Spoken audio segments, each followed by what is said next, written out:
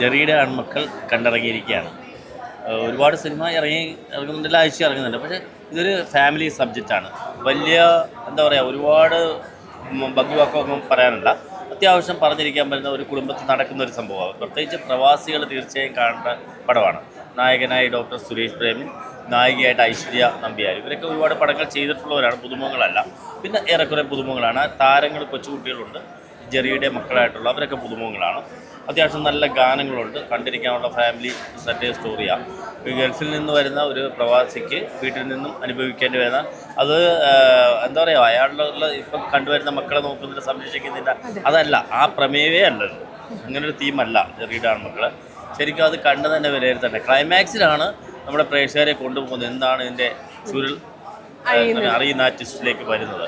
അങ്ങനെ ഒരു പടമാണ് ജെറിയുടെ. കണ്ടിരിക്കാൻ പറ്റുന്ന നല്ലൊരു മസ്റ്റ് വാച്ച് ഫാമിലിക്ക്, കുടുംബ പ്രേക്ഷകർക്ക് ഇഷ്ടപ്പെട്ടു. അവരെ ഫോക്കസ് ചെയ്തുകൊണ്ടുള്ള പടമാണ്. പ്രത്യേകിച്ച് പാട്ടുകളും DOP വർക്കും.